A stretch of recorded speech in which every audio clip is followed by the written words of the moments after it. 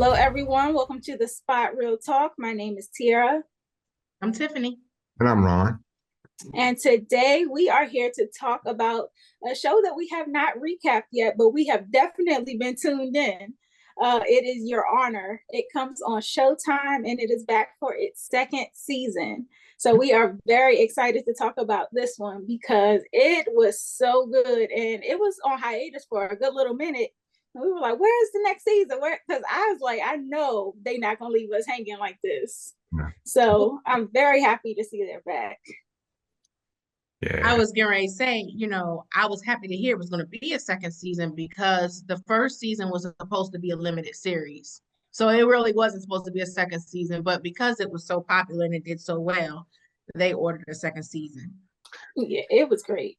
And it kind of broke my heart to see Judge Michael behind bars and not so well, because I liked him and I saw his, I remember in the first season, he had a dilemma, but it was one of those that he couldn't do much about. I mean, his son was, it was at stake and life and death of his family. So what could he do? He was kind of forced in the position that he found himself in, but it was just so heartbreaking to see him just giving up like that. Yeah, it was. And he was very frail. So I was like, dang, I wonder if he really lost all that weight for this role, or was that like a body double or something? Because he was selling it. Like he looked like he was in distress.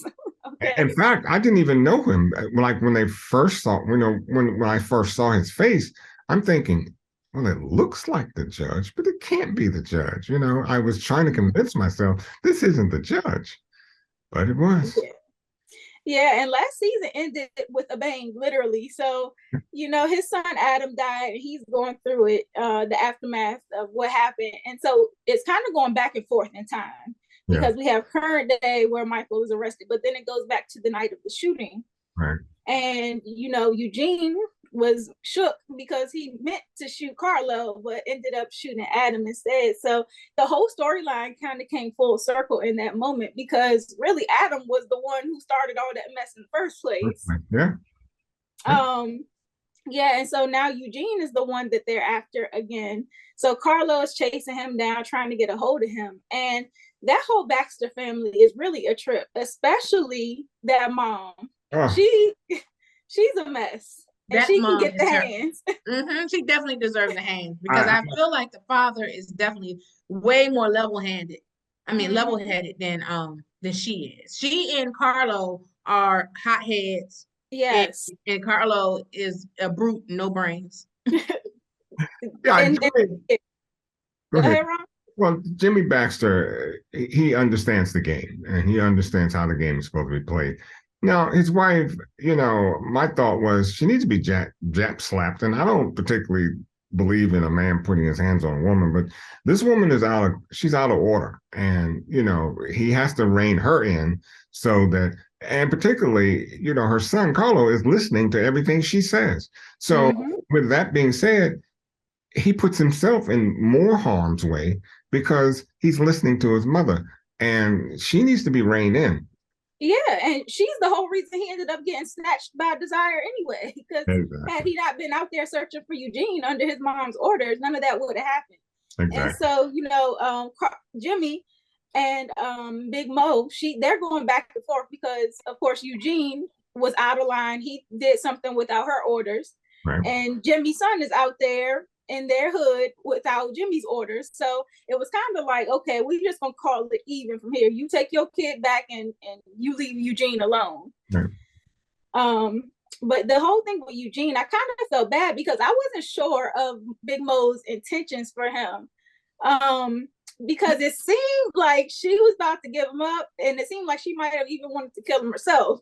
Well, I think she would have given him up. I think that was the whole plan, but Lil Mo, had a heart for Eugene and young kids, they just don't see beyond their noses. So they put themselves in harm's way and the company they keep, with Big Mo, just as she said, your problem becomes my problem and then you become my problem. And that's exactly what Big Mo was dealing with. So I think she had every intention to give up Eugene.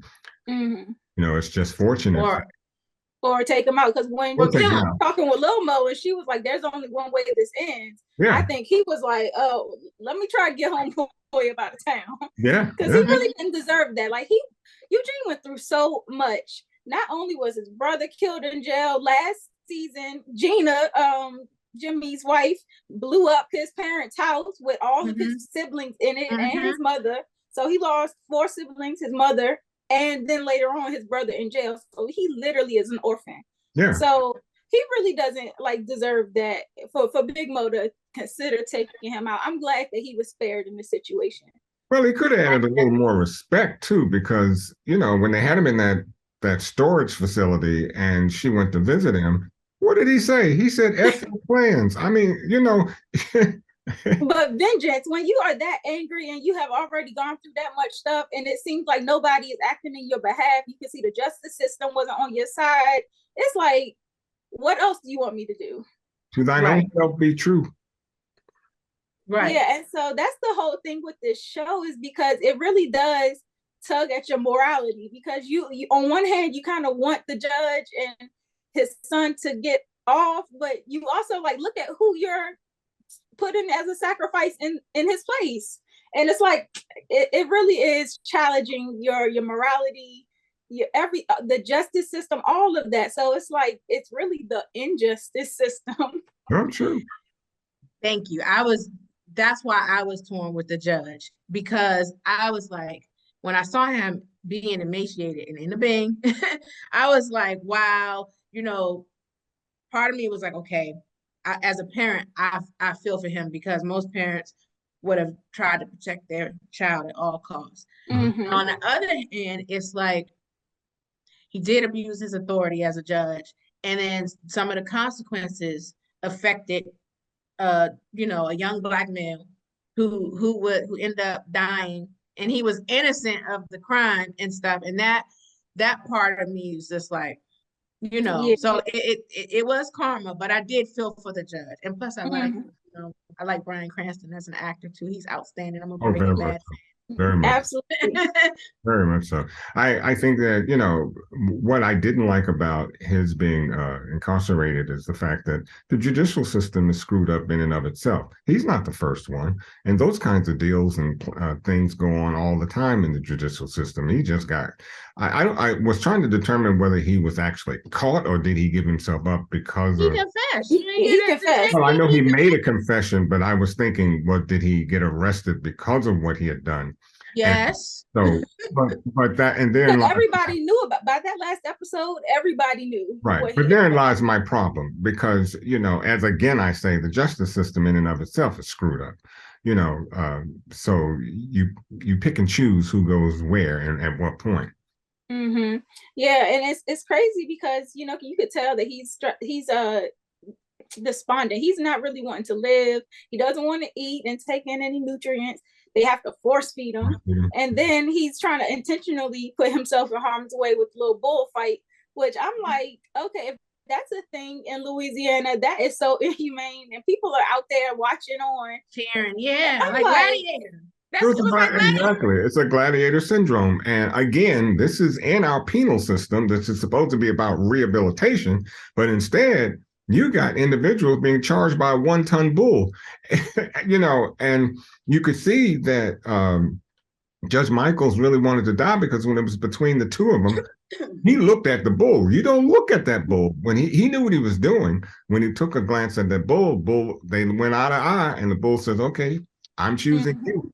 So yeah, you don't. You know, I'm wondering if this experience changes his perspective. Obviously, it has to, because now he gets to see the other side of the law, where he is actually the one in Bing. So, and I seriously doubt that he'll be reinstated as a judge after all he's done. But you never know when you got friends in high places. And well, he's got overlooked. He's got Charlie, so you know, maybe Charlie can, you know, overlook some things.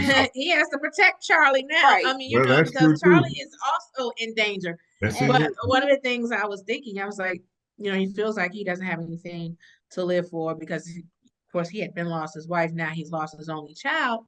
But we saw by the end of the episode that there was a surprise there. So I was like, there's a surprise. It's going to be something that's going to give him something to live for. Exactly. So if we talk about the surprise, because it shocked me. I was like, hold up, when did this happen?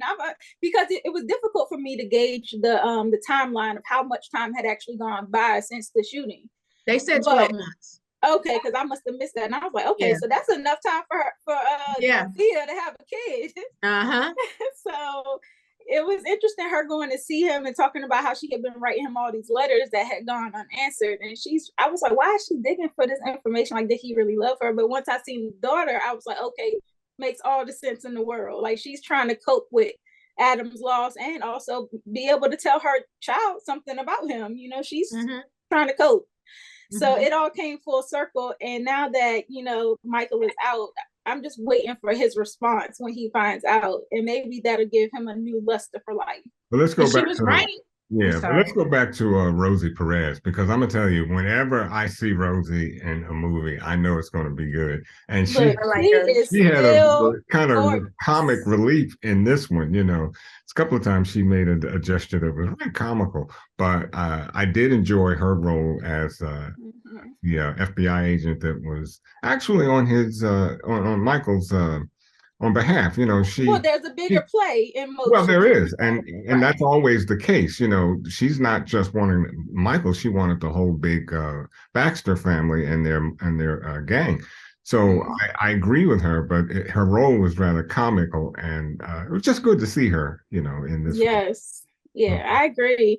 And I'm really thinking because Michael wasn't willing to cooperate with her at first. And then she mentioned, well, Charlie's going to be in danger. So if you're not going to do it for me, do it for him. Yeah. Because your confession implicated him in this whole situation.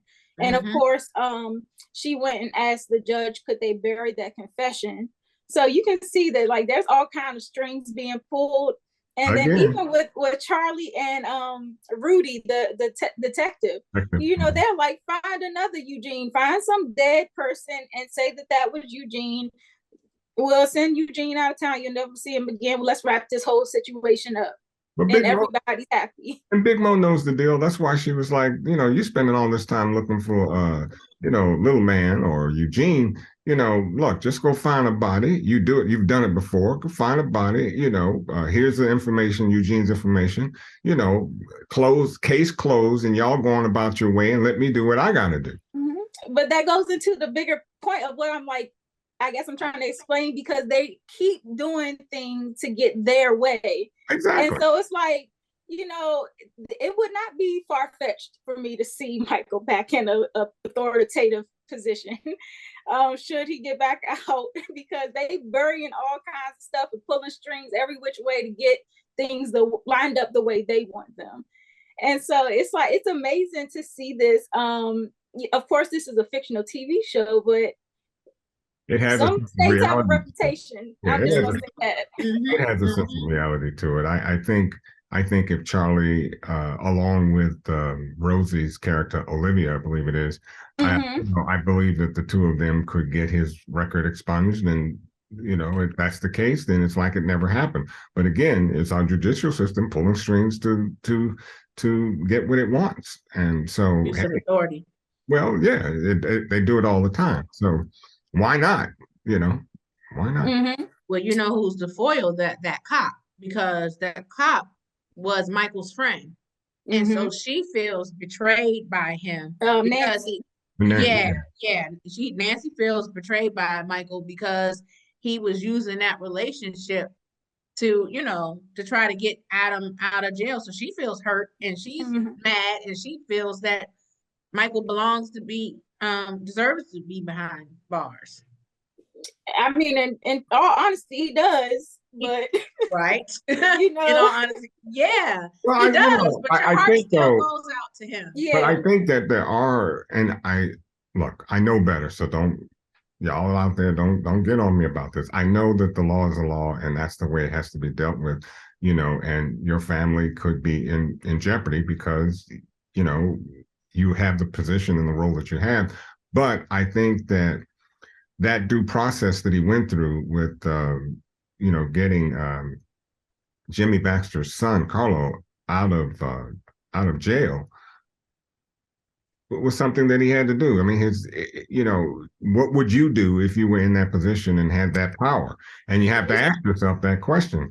What would you have done? And I have to be perfectly honest, I would have done exactly the same thing. Most parents would have tried to find a way to help their child. Because he tried to do the right thing. He tried to take his child to the station that night. And then when he saw that it was with the biggest mob boss in town there, that's whose child you killed, he was like, oh, no. I'm not turning my child in to this guy. Then, you know what? Adam was dead either way. Yeah, exactly. If he was turned in that night, he was gone. And then by the end of last season, Jimmy had figured out it was Adam anyway, and he was going to kill him at some point. So, this really could, like, him cooperating with Olivia could really come full circle, and he ended up getting that Baxter family and protecting Charlie in the process. Some questions that I have about this season, I'm looking to see how Lee is going to play a role in this season, because I know last season she was really pissed off with Michael and what he did to get that piece of that testimony by Eugene tabled so that he couldn't reopen the prosecution's case. So she was really done with him after that. But I'm wondering if, with Eugene missing, if she's going to come back on the scene, because I think she's going to investigate and be like, hold up, Eugene's dead? What? Like that boy don't even look like him. So I feel like she's gonna dig into that. That cover is about to be blown. Eugene's cover is gonna be blown before the end of the season. I think so too. Well, I think it also will be the help of Eugene himself. You give people a way out, and they find themselves back in again because they just don't take responsibility and do what they were initially told to do, which was get out of town, stay out of town. The Baxters also seemed surprised to have heard that Desire would take out one of their own. So they seemed like they were very skeptical about that news report that Eugene had died at the hands of Desire. Particularly Gina. Well, who's pushing the mom? Yeah. The mom is like, because the father is like, listen, it's been handled, but she's like, well, she wants them to go to war. Like, it's not enough for her. And for her and Carlo, that's why they are alike in that way. They don't ever, they don't think. Before they're very irrational and emotional. So I think that's going to lead to more problems. But I love what he said, though, when he said patience is not an action and violence is not a demonstration of strength. They don't get that at all. Well, he and the daughter are more alike. Yeah. Yeah, the mother gets the hands this week, and she'll probably be on the hands for the series. For the series. Yes. And Carlo. Well, Carlo was, but an inch of his life once he got captured. And, if that didn't wake him up, nothing will. So. Right. Yeah. I really enjoyed this first episode, though. They definitely kind of picking it up with a bang. They're starting things off. Laying the storyline out so where we'll have a lot to look forward to this season. So I'm excited to continue watching. I'm excited to see all of because the cast is very strong. Like, they have a lot of really strong actors and actresses, and the storyline, the writing, it always keeps you on edge. So I really love how the stories are being told, but then there's also that injustice portion of you that gets you fired up a little bit. So it's an engaging show. I'll say that. And the fact that it's based in New Orleans too, and Desires in the Ninth Ward, and they've always had a lot of injustice and poverty and so forth. So I appreciate the history of the show. Yeah, and it's also kind of highlighting. We always talk about some of these disadvantaged areas that may have a bad reputation, but this is kind of painting the picture for you because you get to see why. Like, what's the politics in that area where these people get treated that way, where there's so much injustice, where there's so much crime and violence? Like, what is the atmosphere that creates this whole boiling pot of a situation? You see in the next episode that Eugene looks like he's in trouble. He's on the floor crawling somewhere, and Charlie and and Judge Michaels, they may have more to handle than they think. So, it seems like the ceiling may be falling on everybody in this particular event. But yeah, I like to see the Gina Baxter get the hands. I like to see Carlo get the hands this week. Fine with me. You won't get any complaints from me on that one. Neither. Okay. Well, I want to thank everyone for watching, first of all. And if you haven't already, go and check out Your Honor. It's an amazing show on Showtime. So check it out immediately. Binge it if you have to, if you haven't caught up already.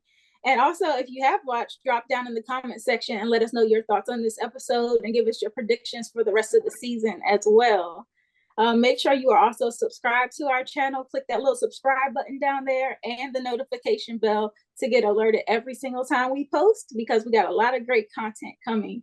And follow us on all social media platforms as well. We are at The Spot Real Talk on Instagram, Twitter, Facebook, and TikTok. So you are not going to want to miss some things, because we might have a little something up our sleeve. So we'll keep you tuned in for that. We always have something up our sleeves. You just got to be here to watch it. You never know.